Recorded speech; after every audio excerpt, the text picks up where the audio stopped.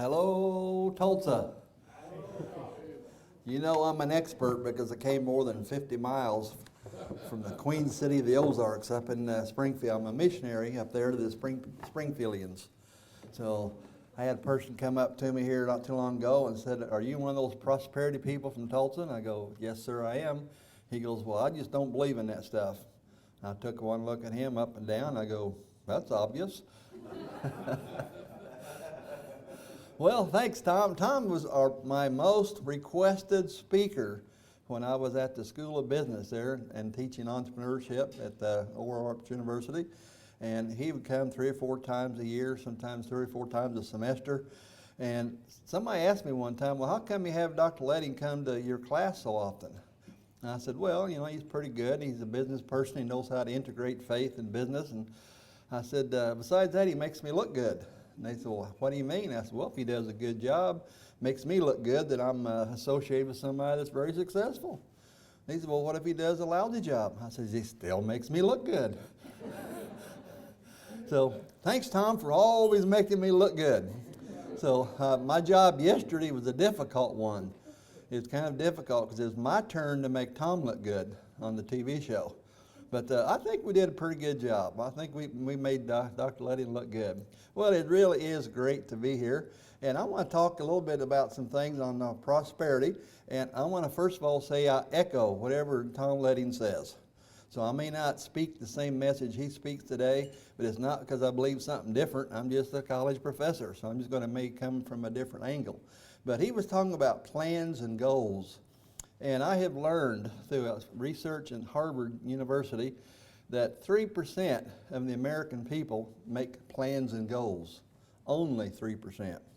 Now, I know some of us are upset at those 1%ers because they're making all the money. Well, you know what's interesting? If you took all the money away from Bill Gates, how many of you think he might turn around and make a whole bunch more?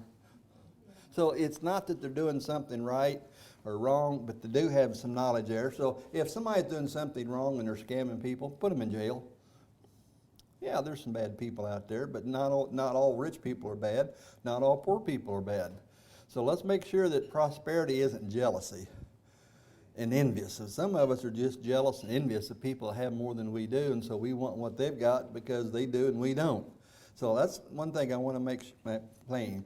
Poverty is not a lack of money. I'm a professor, so I profess. Poverty is not a lack of money, it's a lack of knowledge. And the Bible says, "My people perish for lack of knowledge." So one of the things that Dr. Ledding is really doing in these sessions, and I really admire all of you, and I guess I could say I'm envious because you get to be here, and I can't every week.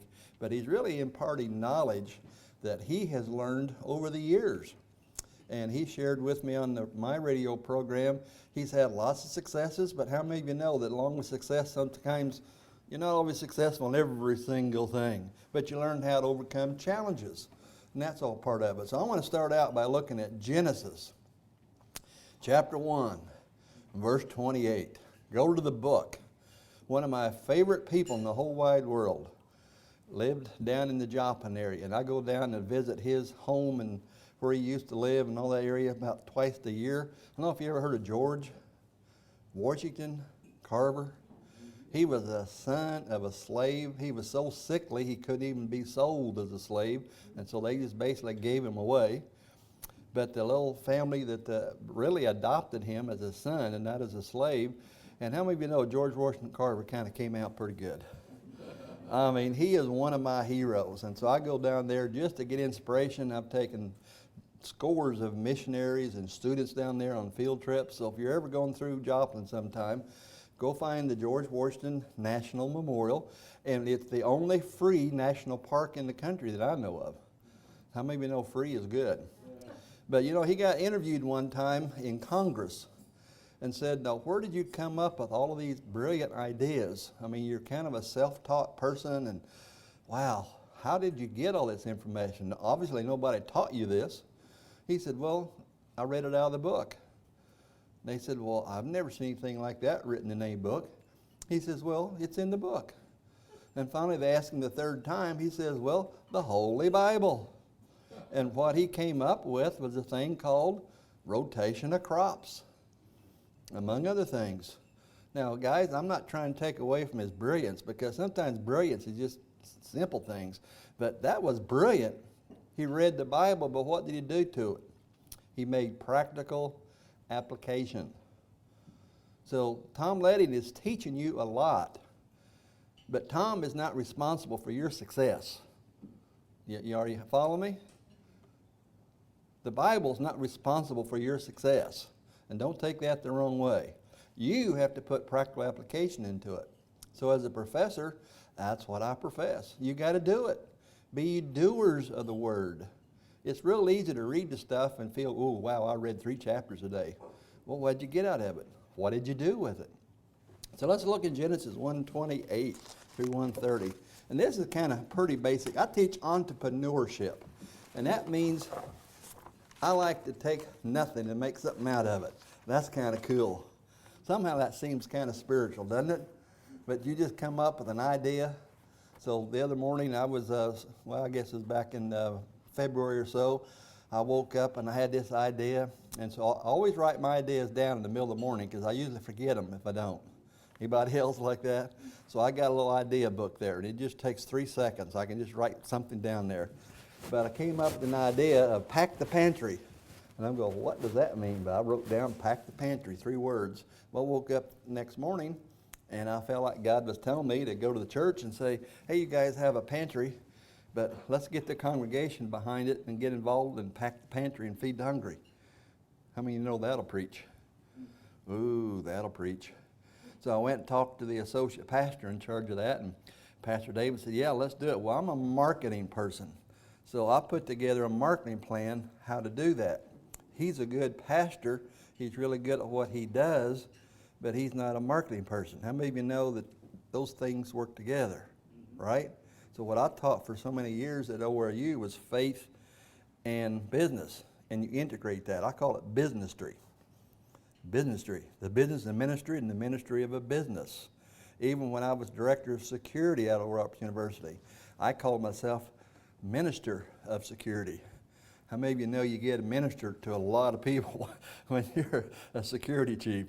Bad things happen sometimes, and I've got to take students to whatever they do, or I got to call the parents when they've gone to jail or when they've gone into the hospital. And I got to pray with parents and got to pray with students. And we arrested, I don't know how many people. And when we arrested people, we'd offer them a prayer. Sometimes they didn't want prayer, but I still had handcuffs on them. I cuffed them before I prayed for them. Does that make sense? I'm not stupid. And when I prayed, I didn't close my eyes. But we got to put the Bible into practice, folks. So let's look at Genesis 1:28. Well, the story back to pack the pantry. We brought in more money, the church brought in more money in April than they brought in all in 12 months, the previous 12 months.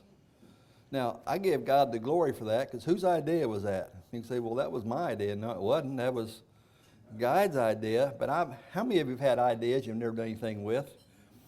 Man, I'll put up all 4 hands, right? Most of my ideas I never do anything with. Well, guys, you can't do anything with it if you don't do anything with it. So really, my speech here today, or whatever, my lecture, I'm not a pastor, so can't call me a pastor, but my lecture, or you want to refer to it as my sermon, my message is on sustainability. Sustainability. So what's going to come after you? One of the things Oral Roberts used to always tell us, success without a successor is not success. Success without successor is not a success. Jesus left. Guess who he left it to? Us. Y'all following? Jesus did a good job, but he left. Now it's our job, and the Holy Spirit helps us to do that job. So let's look. I keep mentioning Genesis 1:28, so you remember that. This is a real interesting subject here. So it talks about in 27, so God created man in his own image. In the image of God he created him. Male and female he created them. And then in 28, God blessed them and said to them, be fruitful and increase in number. So what was the very first thing God told Adam and Eve? It's on sustainability, isn't it? And I want you to understand this. I know we do, but it's to increase, to multiply. That's what the word blessing means, to be blessed, to prosper. It means to increase, have abundance, more than enough. And listen what it says here, fill the earth and subdue it. Maybe you know it takes a challenge to subdue the earth sometimes, right? Rule over it. And it talks about rule over the fish of the sea and the birds of the air and every living creature that moves on the ground. Then I like this in verse 29. Then God said, I give you every seed-bearing plant on the face of the whole earth, and every tree that has, somebody say fruit, with seed in it. And then it says, they will be yours for food. Okay, so today I brought some different items with me here, so I have to have an illustrated sermon. So let's see if I can find this. I happen to have, can anybody identify that from back there? A yellow apple, right? Now, anybody know what that's called? I call them golden apples where I'm from in the Ozarks. Golden delicious. Golden delicious, there you got it. Golden delicious apple. So I'm going to ask you, what's the purpose of an apple? That's not a tough question. Food, okay. Could there be any other reasons for an apple? I mean, you could use it for baseball or throw it at folks. I mean, you know, you can do other things. So that's a prosperity message right there. How many of you ever heard of Arm & Hammer baking soda?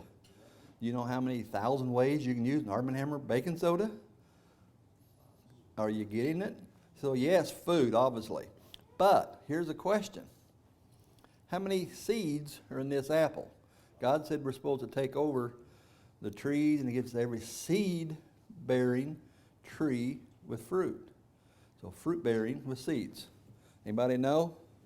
Now, I don't know if I can do this or not, but I'm going to try. Have you ever tried to break an apple in two? A banana is real easy. But an apple? Well, that's pretty good. Now, I don't know. Anybody want to help count the seeds? I don't see any seeds in this one. Well, there's one, there's two. I'll have to clean up a mess later. There's three. There's four. Okay, I got 4 seeds in this one. Now, I've got another apple. Just happen to have another one over here. Kind of the same thing. What do you think is going to be inside of this? Going to be seeds. I'm going to try it again. There we go. Whoa, I only see 1, 2 seeds in this one. Now, there might be more in there, so I'm not going to take time to count them all, but let's say we've got seeds in them, right? Now, so how many seeds are in each apple? We can count those. But I got another tough question for you. This will be on the final exam. This will be on the test. How many apples are in each seed? Whoa, say that again? Infinite. You can't count them, can you? Forever and ever and ever and ever. There's more. You ever heard of Johnny Appleseed? Remember that story? Wasn't that cool? He's one of my heroes too. Some people say, well, that's just a legend. He's not even real. Well, I think he's real. So I guess I'm going to be called Marky Appleseed or something, right? Okay, so you can count the seeds in an apple, but you can't count the seeds. You can't count the apples in the seeds. Now, I grew up in the country, and we had an apple orchard. And we probably had maybe 50 trees on there. You know what we used those apples for? I mean, I was the only kid, so there's only 3 of us in the family. We had much more apples than we could ever eat. So what did we do with them? So how much money is in each apple? So look at an object and look at it in a different way. That's what an entrepreneur does. So when I see an apple, guys, I don't really see food. I grew up on an orchard. I see money. You say, well, money doesn't grow on trees. Oh, yes, it does. Yes, money does grow on trees. Apple trees, orange trees, peach trees, you name it, right? And I even have a tomato up here. And I can go the same thing with tomato. And, I even brought something else that's kind of different. I found this. I like to play with my food. So, if you wonder, this is an egg. You say, well, what's that got to do? Didn't say anything about eggs, but you know what? I'm on the executive board of directors for Teen Challenge USA. You ever heard of Teen Challenge? Great organization that does rehab for young guys and with alcohol and drug addictions. In Jamaica, we're growing chickens. And guess what they do with the chickens? There's two kinds of chickens, by the way. I'm from southern Indiana. There's frying chickens. You know what you do with those? And then there's laying chickens. You know what you do with those?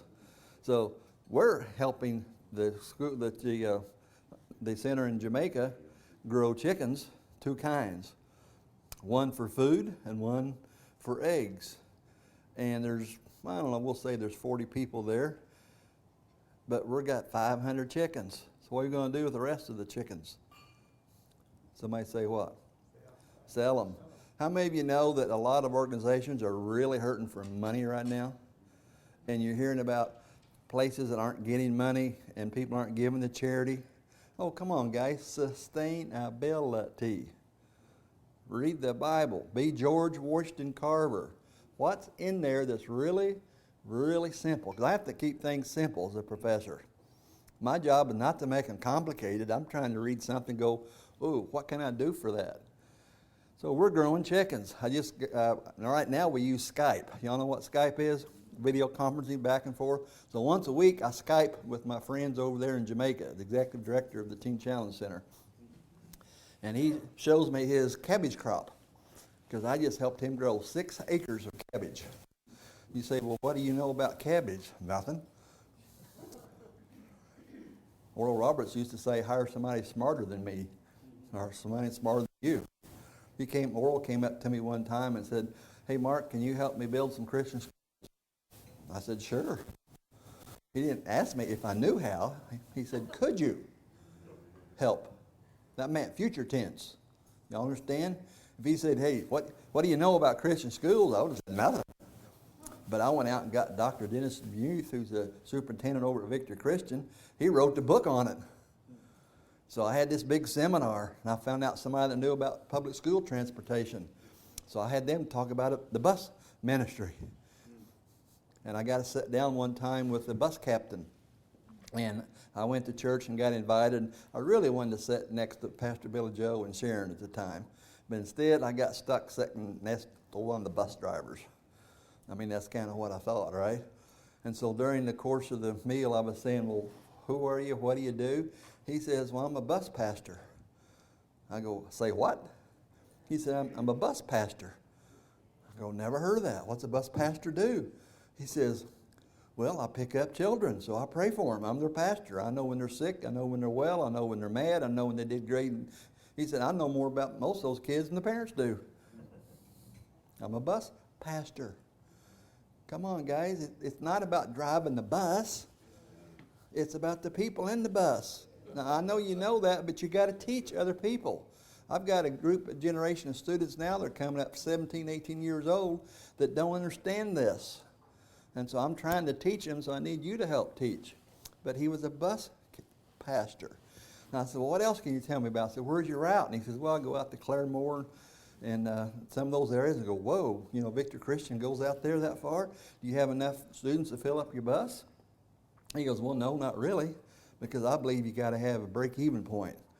And if you're going to have a bus and a driver, you got to make enough money to pick the students up to do all that. So I'm always thinking about the business end of it. He said, oh, don't worry about it. He said, we pick up most of our students for Bishop Kelly High School. I go, say what? He said, well, Bishop Kelly High School students wouldn't come to Victory. Our Victory students wouldn't go there, but they need to pick some students up. And so we do it, and they pay us. So he said, it doesn't cost anything. They pay my salary, they pay for the bus, they pay for the gas, and we get to bring in our students for free. Now, are you following me? Everything Tom tells you is true, but you have to use it. Everything the Bible tells you is true, but you have to think as an entrepreneur, think of what would God do? We're made in God's image, and somehow I can't think of that because I'm too humble. When I know too many people are so proud of their humility. But I have the mind of Christ. I can do all things through Christ who strengthens me.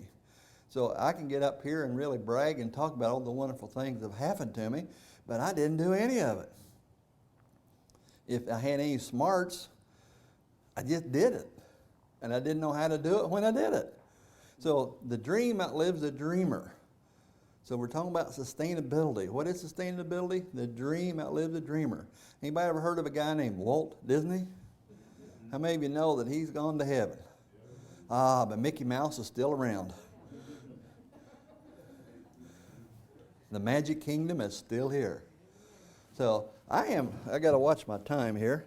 Tom said I could speak as long as I wanted to. Ask Tom how long I should talk. We can speak as long as you want, but he's going to leave at 2:30. So I promise I'll have y'all out of here by 2:30, all right? But I'm here. I got to take a little break here. I probably shouldn't say this, but I didn't tell Tom, but I'm celebrating my birthday today. So that was kind of nice. So, and somebody's supposed to ask, how old am I? Well, today I'm celebrating my 23rd birthday. That was just such a good year. Actually, I've got a new bracelet, if I can take my watch off. This is one of the most expensive bracelets I've ever had. Anybody ever notice one of those bracelets? Well, I got that from the Cardinals baseball game because they invited me to be at the game because I'm a 23-year survivor of colon cancer. Wow. So I'm celebrating my 23rd birthday because over 23 years ago, the doctor said I had a pretty nasty cancer. And I'm going to get into gory details, but 18 inches of my colon got taken out and they re-sewed it back together and 54 weeks of chemotherapy. Wow. And I look back in my life now, and I'm at the point where somebody saying, "Well, you're going to retire?" Where's that in the Bible? Yes, amen. There's no retirement in the Bible. Now, I might change jobs, I might change careers, I might have more fun. Guys, I have to go to Jamaica. They're making me go over there because I'm the supervisor. Now, I have two farmers. Well, they're actually called agronomists. But I have two farmers who are helping me with a cabbage farm. He's complaining. The director over there is complaining because they only had 8-pound cabbages. Oh. Only 8-pound cabbages. Folks, I've never even seen an 8-pound cabbage in my life. So I've got to go see. I've seen it on the Skype, on video, but I got to go see that. Now, they tell me that you can grow crops 24 months out of the year in Jamaica. 24 months out of the year, day and night. Now, that's sustainability. Now, I'm working with another guy over in Jamaica that has a beach ministry. Anybody feel a call? Feel a call of God? I feel called to beach ministry. And what he does is sell snow cones, shaved ice. Do you realize how many $1,000, $30,000 last year? And you can sell shaved ice 24 months out of the year in Jamaica. And then I've got some other students that are selling jewelry.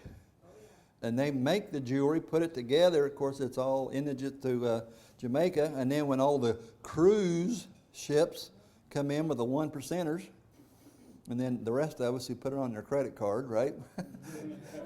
They sell to them. Now, folks, just because you're a non-profit doesn't mean that you don't have a surplus. It just means that the owner in a non-profit doesn't stick it in his back pocket, but it goes back into the ministry. So I'm going around the world. I've been to 40 countries, and somebody said, wow, how many more are there left? Well, it depends how many you count as a country.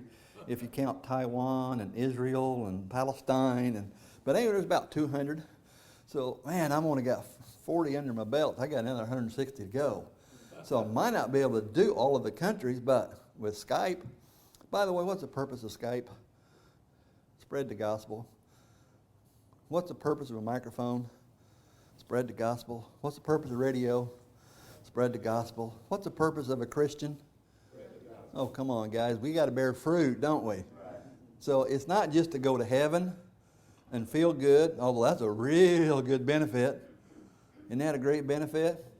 But I had a person tell me the other day, he said, I just don't believe in God. I'm an atheist. He said, I used to be agnostic, now I'm an atheist. I go, well, that's fine. You don't have to. And I said, why don't you? Well, there's too many rules and too many this and so many hypocrites.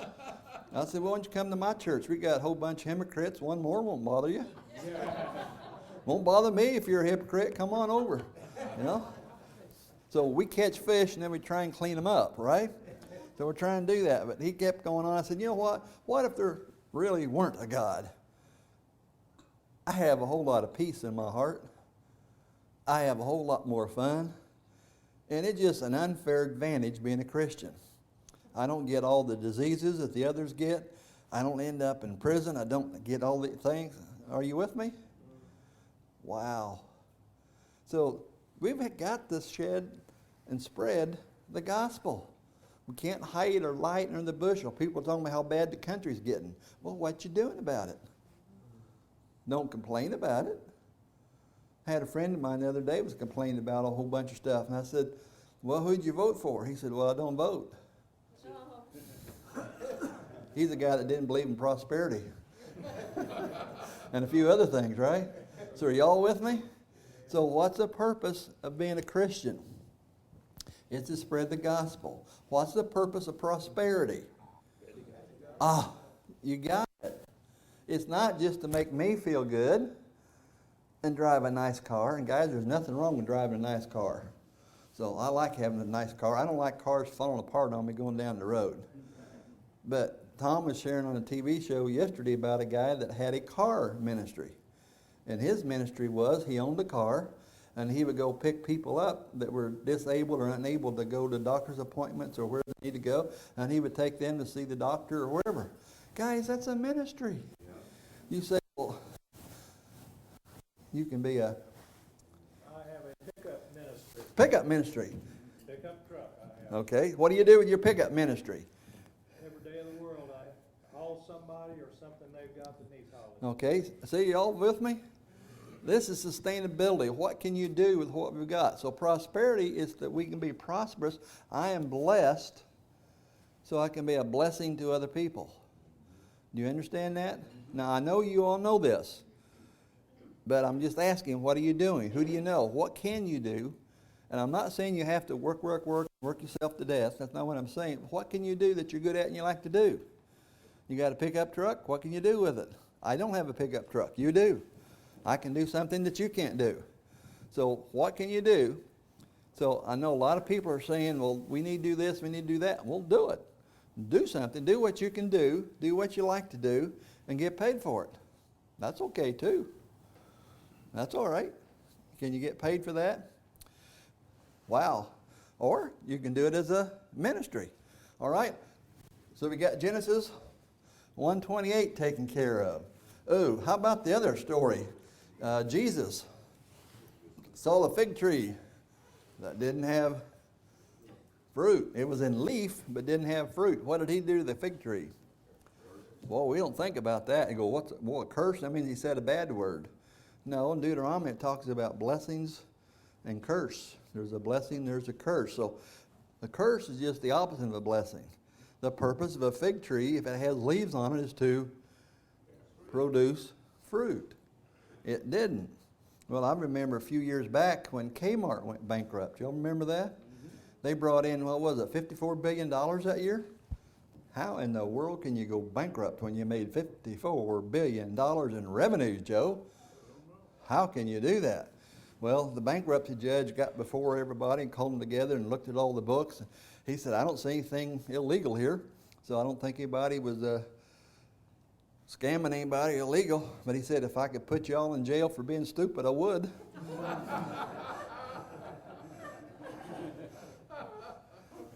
So I just read a front page article the other day on the internet. It talked about why do all these famous athletes and entertainers who are millionaires always have all the problems. So it's not the money that you have that makes you happy or unhappy. It's not how much money you have, it's what you do with what you have. Now, I'm going to ask you this. We talked about an apple. What's the purpose of an apple? To me, it's to make more apples, to make more money. Now, God says in Genesis to have food. So that obviously that's the first thing. But after the food, we don't. What happens if you eat all the apples and don't plant the seeds? You won't have any more apples. Now, it's real simple. Now, when I grew up in country, we called that seed corn. And you've heard Tom Letting talk about seed corn. And my grandma would go out there and harvest the corn, and she would find the best corn on the cob, and we weren't allowed to eat those. If she found a perfect cob that just looked so good, oh, that's the one I'm wanting to. Guess what Granny did with that? She saved it for the winter. And next spring, what did she do with it? She sowed the best. Now, some of you think tithing is just something, can you all relate this? So again, Tom teaches a lot on this, and I'm just trying to give you some good examples. We all kind of grew up in the country and things, and so we have some ideas with this. So the next question, what's the purpose of money? Somebody said, well, to buy food. I don't know if I got any money here or not. What do I have today? Sometimes I shouldn't show this to Tom because he won't buy me lunch today. But some of you might remember a few years back in Full Gospel Businessman, I pulled out $1,000, 10 $100 bills, and I said, I want to know how many people in Full Gospel Businessman can take a $100 bill and turn it into a $200 bill or a $300 bill. And I had one person, remember, what was the guy's name that was from Michigan or wherever, the farmer? Anyway, he turned $100 into $341, as I recall. Wow. That took me about 6 weeks, but that's okay. So what's the purpose of money? Can you say make more money? Ooh, that sounds sinful, doesn't it? Now, if you love money, that's bad. That's a no-no. So I'm not saying love money. The Bible says the love of money is the root. My Bible says of much evil, not all. So I don't really believe it's all evil. It depends which translation you read. But yeah, money is a problem to a lot of people, isn't it? But what do you do when you get it? If you spend it, it's gone. If you eat an apple and you don't plant the apple tree, it's gone. So the purpose of money is to make more money. And what's the purpose of making more money? Just like it is to make more apples, to have more food, to have more money. Well, that's so that you can be a blessing to others. So I used to have an automotive business, and God was just blessing me. And I said, Lord, bless me. And again, what have we been blessed? So you can, you got to be automatic with that. Come on, it's going to be on the final exam. You're blessed to be a blessing. So I'm in church one day, and Pastor Billy Joe was going on about we have 7 single parents that are in need of a car. And I would like for the congregation to pray about it, think about it. If anybody can come up with a good car. Now, we don't want a used Cadillac or Lincoln that's all falling apart and cost them a lot of money.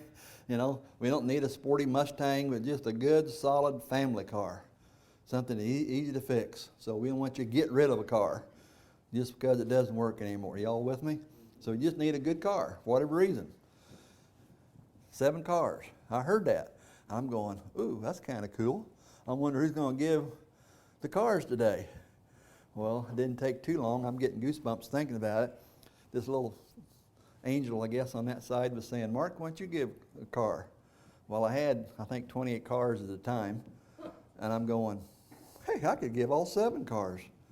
So after church, I went up to Pastor Billy Joe and I said, hey, tell your mechanic Sam to come over to my business on Monday, and I'll let him pick out any 7 he wants. Is that cool? Is that cool? Now, folks, you can't outgive God. I was blessed for a reason. So I could give cars away.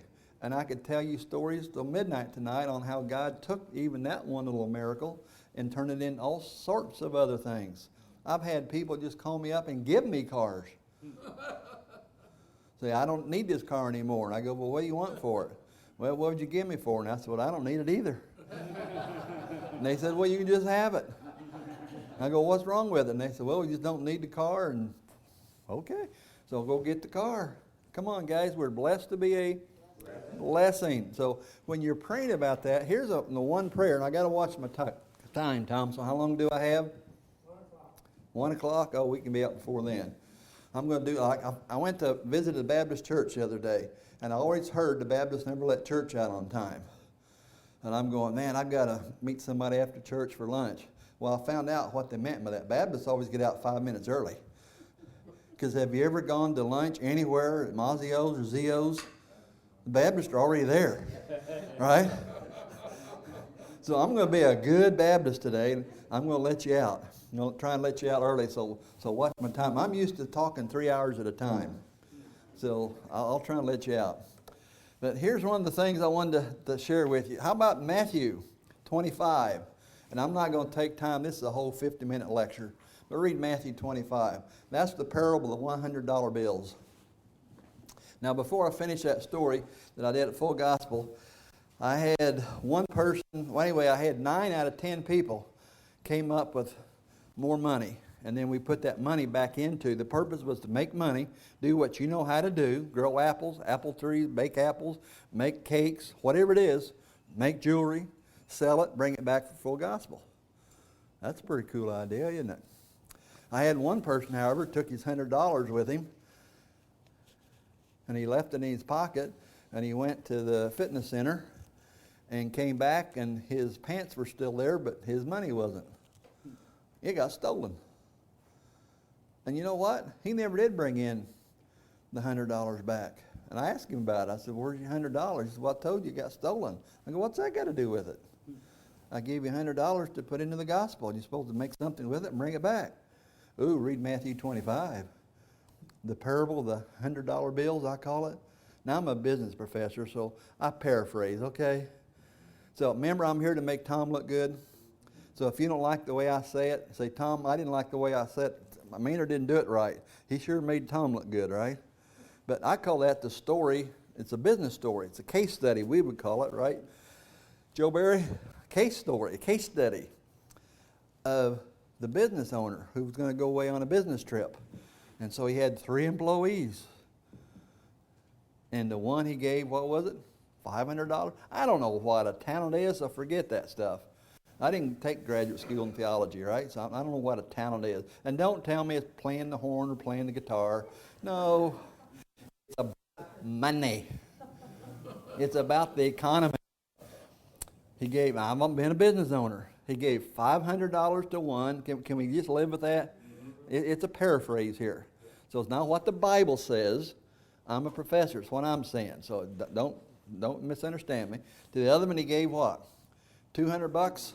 And the third one? 100. Oh, that's kind of interesting. And then he went away and came back, and what happened? The guy that he'd given $500 to turned it into 1,000. So he doubled his money. Why does a boss want to hire you for? My students have the hardest time with that. The Occupy Wall Street people have a hard time with that. The 50% that are living on welfare have a hard time with that. The purpose of a job is to make money for your employer. And if you don't want to work for somebody, go work for yourself. Now, that's pretty harsh, isn't it? Oh, wow. Some may be looking at me funny on that one. Wow, I've been an employer. I've been an employee. It works both ways. When's the last time, anybody own a business, ever owned a business? When's the last time one of your employees or somebody who's working with you said, boy, I'd sure like to make this a great day for you. What can I do to help you make money today? Never happens. Oh, come on, guys. We've got to understand this. Same thing to God. When's the last time you've gone to God and said, instead of saying, God, give me this, God, give me that, you go, God, what can I give you? Now, I can't say God would have a heart attack, because that would probably be blasphemous, wouldn't it? I think I'm being taped on there, so I have to be careful here. Wow, when's the last time you prayed a prayer and said, God, what can I do for you? I got a pick-em-up truck. I got a truck ministry. You understand how important that is to God? If we would just all say, God, what can I do for you? Well, Matthew 25, and then he gets down to the last little guy. And he says, and what did you do with your $100 bill? And what did he say? I hid it. And oh my goodness, I don't want to read all this. I did this one time. I was a redneck. I got red from my neck to my face, and I slammed down my fist on the table. And my students had never seen me mad before in my whole life in the classroom. I thought I almost broke the table when I hit it. He didn't even put it in a bank with interest. He hid it. He didn't lose it. It didn't even get stolen. Remember I had the one guy that had $100 stolen? He still had it. What's the purpose of money? To make more money. What's the purpose of making more money? Spread the gospel. You're blessed to be a blessing. All right, y'all with me so far? Okay, so what did Jesus say? This is Jesus. In my Bible, it's in red ink. Red ink. Anybody got a red ink Bible where it's red? Okay, anybody turn to Matthew 25? I have got to read this here. I hadn't planned on reading this one, but I've got to read this for somebody because the Lord's telling me I got to read it. Anybody know where Matthew is? Here it is on page. Just happen to have it marked. Matthew 25, the parable of the $100. What did Jesus say? This is Jesus telling the story. So this is his business story. Verse 28.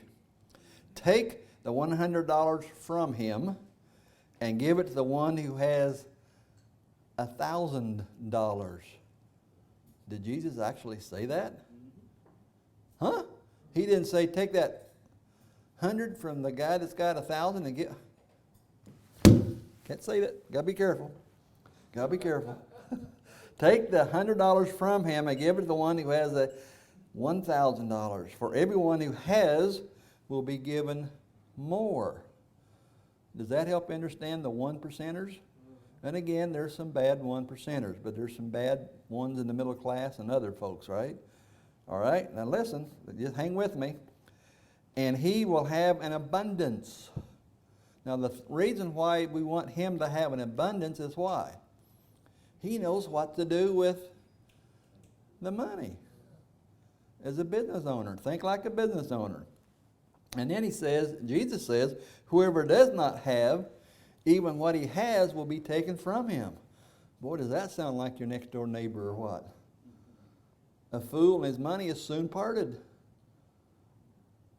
And guys, I went all the way down to Guatemala to give away 41,000 pounds of food. Remember, I get up to pack the pantry. So I'll do that on Saturday mornings. So I believe in helping the helpless. You've got to help the poor. So I want you all to understand that, right? And then, listen to this, verse 30. And you've never heard a sermon preached on this, so Tom may or may not invite me back. I don't know. Verse 30, and Jesus says about the story, and throw that worthless servant outside into the darkness, where there will be weeping and gnashing of teeth.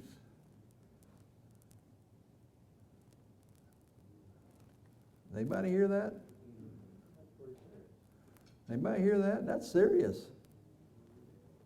That is serious, guys. You understand the problem we are with our economy? We Christians need to be prosperous. We need to be abundant. We need to be able to help our friends, our neighbors, and help people. You need to be able to give away 7 cars. I didn't need those 7 cars. I was in an auto repair business. I didn't even buy and sell cars. It was just something that happened. It was just something that happened.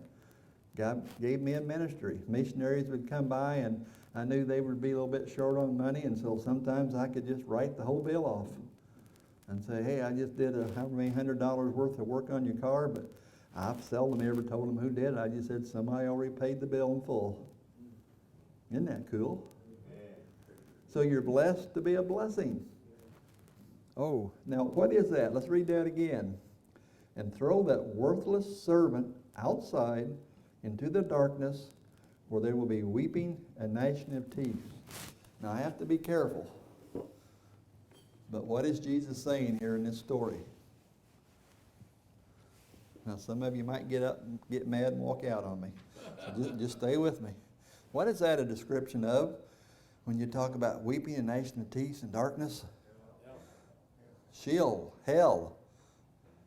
Now, I'm not saying Jesus told this guy to go to hell, but it's pretty close. This is a story. This is a parable. This is a story. This is serious, guys. We Christians have to understand abundance and prosperity. We have to take care of it. Now, I would say that as a business professor, he'd say, fire him. Kind of same difference, right? Fire him. Fire him. Oh, this is a true story, Dr. Tom. I went over to Europe one time, and I took a group of 22 students for 3 weeks, and I just hired this new manager from automotive business, and I was back in the early stages, and I think he was the first manager I'd had. Only had one full-time mechanic, so we were just kind of getting started, and I was so I just trusted this guy, and I knew him, and we went to church together and stuff. And so I told him, I said, you're in charge. And I said, I may get in contact with you, but I got things to do. I'm delegating it, and you take care of the business for me. He says, okay. So I thought about calling him or emailing him in those days or sending a fax. I didn't. I got back, and I went into my business the next day, and I was curious. The lights were off in the garage. Office was open, and I'll just call this guy. Well, he's not supposed to use his real name, but we'll just call him Jimmy, okay? And there's Jimmy sitting there. I go, Jimmy, how's things going? He's all pretty good. I said, you have a good time while I was gone? He goes, yeah. I said, by the way, why are the lights out in the garage? He said, well, we don't have any customers in today. I go, where's Keith? He said, oh, I fired him. I go, what do you mean you fired him? He said, well, he didn't get along with me, and I didn't like him, and so I fired him. I go, well, when? He said, well, the day right after you left. And I said, so you've been doing what for the last 3 weeks? He said, well, I've been coming to work every day like you told me to. Yeah, but I have no mechanic. I said, did you pay yourself a salary every Friday night? He goes, oh, yeah. For what?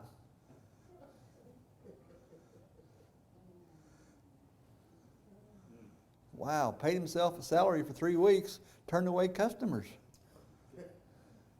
You understand how sad it is out there, folks?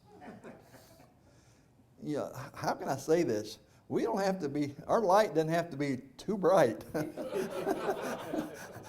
to be a shining example.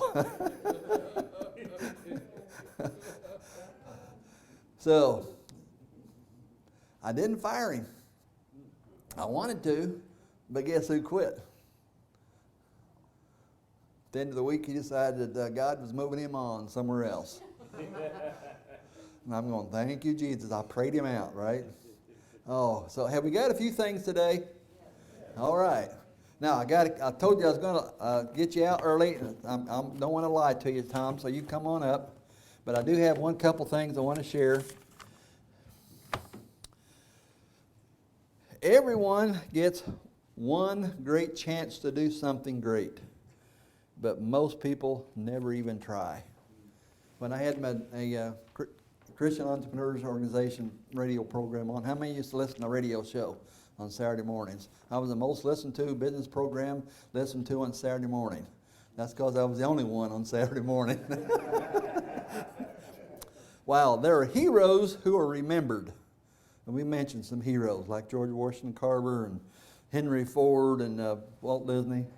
There are heroes who are remembered, but real legends never die. So I guess I'm going to ask you, what are you going to do that's legendary? After you die, are they going to keep packing the pantry?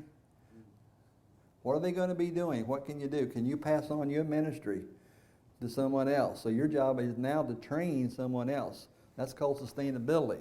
So it's good that you're doing it, but who else can you convince to do that? Well, Brother Tom, come on up. Now, did I make Tom look good today?